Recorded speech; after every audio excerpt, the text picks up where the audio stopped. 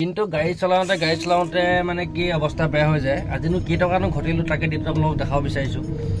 ই rickshaw চলাই বা টমটম চলাই কেইটকানো মানুহে ঘৰতে কিমান ধুনীয়াকৈ খাব পাৰে তাকে আপোনালোকক দেখাব বিচাৰিছোঁ। নমস্কাৰ, মই জুমন। আকৌ নতুন এটা ভিডিঅ' লৈ আপোনালোকক স্বাগতম জনাইছোঁ। ভিডিঅ' মানে কি, ভাল পোৱা কামটো মানুহে কৰিব লাগে। মই যিটো কাম ভাল পাওঁ সেই কামটো মই কৰিব বিচাৰোঁ মানে, ঠিক সেইটোৱে। আৰু নতুনকৈ আকৌ নতুন বছৰ নতুনকৈ আৰম্ভ কৰিব লাগিব, কাৰণ অহা 24টো মানে কি বহুত বেয়া চলিলে। 25টো যেন ভাল হওক তাৰ কামনাৰে আকৌ নতুনকৈ আৰম্ভ কৰিব লৈছোঁ। আপোনালোকৰ মৰম সঁচা কথা ক'বলৈ গ'লে কিন্তু বৰ্তমান ই ৰিক্সা চলাই বা অটো চলাই বা টমটম চলাই বা গাড়ী চলাই আপুনি পেট পুহিব নোৱাৰিব, কাৰণ অৱস্থা বহুত বেয়া। কাৰণ প্ৰথমতে যেতিয়া যেনেকুৱা আছিলে মানে কি আমি দিনটোত 1500-2000লৈকে মানে ঘটিছিলোঁ। বৰ্তমানতো আপুনি 2000 টকা বাদ দিয়ক, আপুনি 1000 টকা ঘটিবলৈ বহুত কষ্ট হৈ যায়। মানে আপুনি নোৱাৰেগৈ মানে ঘটিব নোৱাৰে, কোনো পধ্যে নোৱাৰে। পাৰিব যদি ক'ৰবাত ৰিজাৰ্ভ পাই পাৰিব, কিন্তু বৰ্তমানৰ সময়ত মানে আপুনি ইমানেই ৰিক্সা হ'ল যে আপুনি ঘৰে ঘৰে আপোনাৰ বাহিৰে আপোনাৰ এখন ঘৰত আপোনাৰ 2-3খনকৈ ৰিক্সা ভাড়া দিয়ে, নিজে চলাই। মানে আপুনি EMI লৈ গাড়ী লৈ আপুনি চলাব নোৱাৰে, কাৰণ আপুনি কেতিয়াবা চাউল কিনিবলৈও মানে উপায় নাইকিয়া হৈ যায়, এনেকুৱা অৱস্থা হৈ যায়। মানে প্ৰথম ভাড়া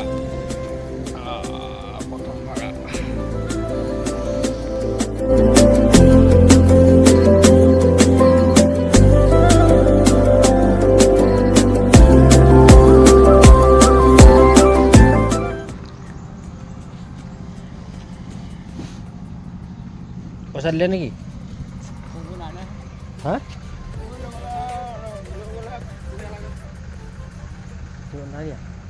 হ'ব দে। আজি প্ৰথম ভাড়া উঠাই ল'লোঁ, 50 টকা পাম। মানে এইখিনি আপোনাৰ ধান এইখিনি আছে, ধানখিনি মানে আমাৰ কলেজ কেম্পাছত থ'বগৈ লাগে।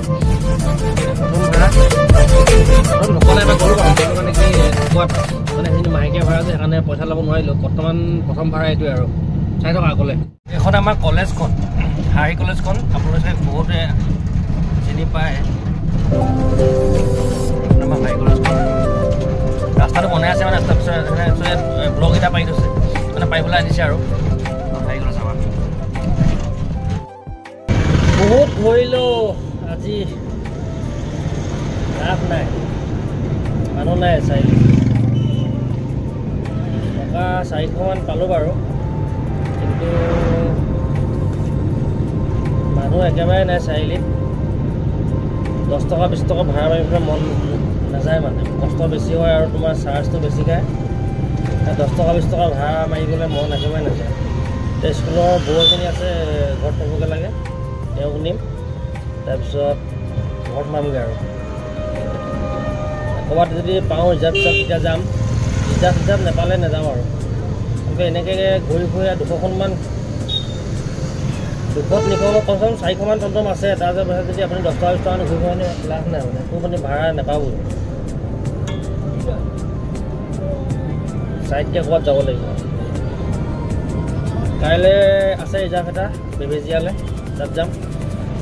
তাৰপিছত আজি সন্ধিয়াকৈ ৰিজাৰ্ভ এটা আছে, তাত যাম।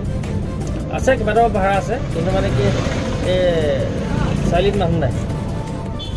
আমি যে 10 টকা 20 টকাৰ কাৰণে যে কেতিয়াবা কাজিয়া লাগোঁ, মানুহৰ লগত কাজিয়া লাগোঁ যে, আপোনালোকে সেইটো এনেই কাজিয়া লাগে বুলি নাভাবিব। কাৰণ কেলৈ আমি 10 টকা 20 টকা এটাৰ কাৰণে আমি ইয়াত দিনটো দৌৰি ফুৰিব লাগে।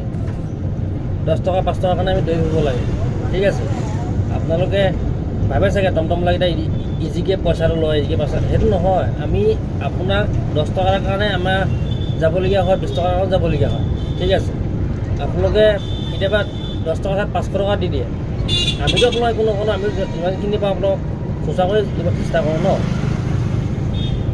কষ্ট বহুত আছে, পইচা ঘটাটো ইমান সহজ নহয়। মানে পইচা ঘটিবলৈ হ'লে কষ্ট কৰিবই লাগিব, কষ্ট কৰিলে পইচা পাবই, চিধা কথা। আপুনি বিনা কষ্টত ঘৰত বহি থাকিলে শুই থাকিলে আপুনি পইচা নাপায়, কষ্ট কৰিব লাগিব। আৰু ওপৰতে খোৱাবিলাক বহুত আছে, সেইবিলাক কথা শুনি পিনে আপুনি কাম নকৰাকৈ কৰ্ম নকৰাকৈ থাকি লাভ নাই মানে, ঠিক আছে। লোকৰ কথা শুনি নিজৰ কৰ্ম নোহোৱাকৈ নাথাকিব, নিজৰ কাম কৰক, কষ্ট কৰক, পইচা অট'মেটিক আহিব।